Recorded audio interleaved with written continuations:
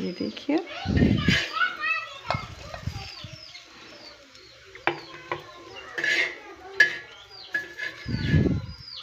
इसको भी निकाल देते हैं।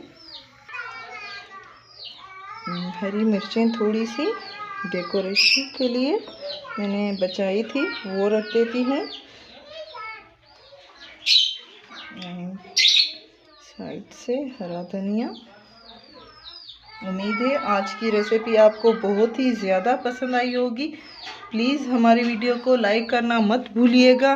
लाइक करें, शेयर करें एंड सब्सक्राइब करें। Thank you.